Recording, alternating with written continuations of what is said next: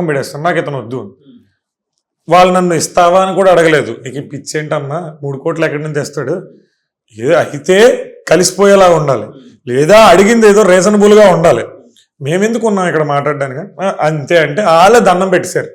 మిమ్మల్ని మేము కలపలేం బాబు, మీరు ఆ కోర్టుకి ఏదో వెళ్ళి అక్కడే మీరు బాధించుకొని ఏం చేసుకుంటారో చేసుకోండి అని చెప్పి చేతులు ఎత్తేసాం. అవసరం అయితే మళ్ళీ పిలుస్తాం, తేజ గారు వస్తారా, వస్తానండి అని. ఈలోపు వాళ్ళ పాప మా పాప వచ్చింది అక్కడికి, బయట ఉంది వాళ్ళ అమ్మమ్మ దగ్గర వచ్చింది. ఆవిడ అన్నారు, అమ్మ ఒకసారి డాడీకి హాయ్ చెప్పమ్మా, డాడీ చాలా బాధపడుతున్నాడు నీ గురించి అంటే. మా డాడీ ఎప్పుడో చచ్చిపోయాడు అని చెప్పింది మా మమ్మీ, ఈడెవడో నాకు తెలీదు. ఆవిడ పిలిచి పాపని ఎత్తుకొని, తప్పమ్మా, అమ్మకి ఏదో డాడీ మీద కోపంతో అలా చెప్తుంది, నువ్వు అన్నీ కాదు, మీ నిజం డాడీయే కదా, నా కోసం అరగంట బతిమలాడారు పాపకి హాయ్ చెప్పమని.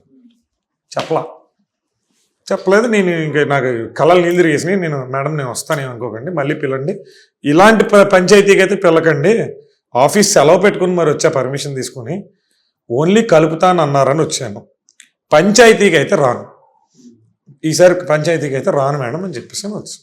ఆ తర్వాత ఇప్పటి వరకు మరి ఎటువంటి కౌన్సిలింగ్ ఎఫర్ట్స్ ఎవరు పెట్టలేదు, ఎందుకంటే ఈవిడతో అవదని అందరికీ తెలుసు. తేజ గారు, ఇప్పుడు ఇంకా అంటే చాలా జరిగింది, ఇప్పుడు మీరు వైరల్ అయిపోయారు, సో అంటే యాక్చువల్గా ఒక హీరోగా వైరల్ అవుదాం అనుకున్నారు, వేరే కారణం నుంచి వైరల్ అయ్యారు. ఇప్పుడు ఎలాంటి న్యాయం కోరుకుంటున్నారు, ఇంకా నెక్స్ట్ ఏ విధంగా ప్రొసీడ్ అవుదాం అనుకుంటున్నారు, ఏంటి మీ ఒపీనియన్?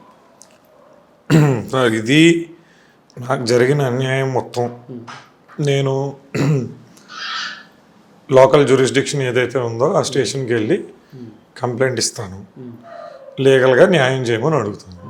వాళ్ళు అందులో ఏదైతే నిజంగా జరిగిందని భావిస్తారో, దేని మీద చర్య తీసుకోగలరో చూసి ఆ ప్రాపర్ యాక్షన్ తీసుకోవాల్సిందిగా. ఎందుకంటే 100% trespassing is not suppose to be accepted. కూతుర్ని టీవీలో చూపించడం అనేది నాట్ యాక్సెప్టెడ్.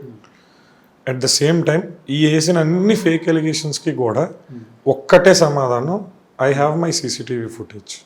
సో ప్రతిదానికి నా ఫుటేజ్ ఉంది, అది ఈ రోజుది కాదు, ఆఫీస్లో దిగిన రోజు నుంచి ఉంది. ఏ రోజుది ఒక్క రోజుది కూడా డిలీట్ అవ్వకుండా మొత్తం 3 నెలల ఫుటేజ్ అందులో ఉంది. దానికి బ్యాకప్ కూడా ఉంది, రేపే టెక్నీషియన్ కూడా వస్తాడు, మొత్తం బ్యాకప్ తీస్తాడు, అది పట్టుకొని స్టేషన్కి వెళ్ళడం జరుగుతుంది. సరే, అంటే ఇంకా న్యాయపరంగా ఎదుర్కొందాం అనుకుంటున్నారు అంతేనండి? అంతే, న్యాయంగా జరిగింది, నాకు అన్యాయం కాబట్టి డిఫెండ్ చేయడానికే కుట్ర పని చేశారు కాబట్టి లీగల్గా ఏం చేసుకోగలమో. కానీ అన్యాయం జరిగింది నక్షత్ర గారికి, అంటే నా జీవితానికని ఆవిడ అంటూ ఉన్నారు కదా. ఇప్పుడు ఆవిడ చాలాసార్లు అన్నారు కదా, నా జీవితం నాశనం అయిపోయింది ఇట్లా అని. చేస్తోంది ఆవిడేనండి. ఇప్పుడు నేను ఆవిడ అంటాను, ఆవిడ నన్ను అంటారు. అది పోలీస్ స్టేషన్కి వెళ్తే కదా తెలుస్తుంది. మీడియాలో ఒక్కొక్కరు ఒక్కొక్కలా మాట్లాడితే ఏమని సమాధానం చెప్పగలను? ఫస్ట్ థింగ్, ఆవిడ జీవితం అన్యాయం అయిపోతే నేను ఒకటే అడుగుతాను, ఇన్ని సంవత్సరాల తర్వాత గుర్తొచ్చిందా? మొదటే అన్యాయం ఇప్పుడు 4 సంవత్సరాల్లో నేనేం కొత్త అన్యాయాలు ఏమి చేయలే. నీతో కలిసి ఉన్నప్పుడు గొడవ పడ్డాం, వెళ్ళిపోయావు. ఈ మధ్యలో నీకు నాకు ఏ గొడవ, ఈ 4 ఏళ్లలో నీకు నాకు ఒక గొడవ లేదు. ఒసే అని అనలేదు, నువ్వు నన్ను ఒరే అని అనలేదు. ఓకే, నువ్వు వెళ్ళావు, కేసులు పెట్టావు, కోర్టుకి వెళ్ళావు, కోర్టుకు పిలిచారు, వాయిదాలు పిలిచారు, 1-2 వాయిదాలకు సెలవు పెట్టాను, మళ్ళీ వచ్చాను. అది ఇప్పుడు మళ్ళీ నెక్స్ట్ మంత్లో హీరింగ్, నెక్స్ట్ మంతే ఉంది, 15-20 రోజుల్లో హీరింగ్ ఉంది, మళ్ళీ వెళ్ళాలి, అయిపోయింది. ఈ మధ్యలో నువ్వు చేసింది తప్పు. ఈ రోజు వరకు నువ్వు ఇంతకు ముందు రెక్కీ చేసావు, ఇంతకు ముందు అటాక్ చేయడానికి ట్రై చేసావు, కంప్లైంట్ పెట్టలేదు. ఈసారి మాత్రం నువ్వు చేసింది నా కెరియర్ మీద కొట్టడం కాబట్టి డెఫినెట్గా దీని మీద నేను కేసు పెట్టడం, లీగల్గా యాక్షన్ తీసుకోవడం అనేది జరుగుతుంది. ఓకే సార్, యూస్ ఇదండి మనతో తేజ గారు చెప్తున్నది.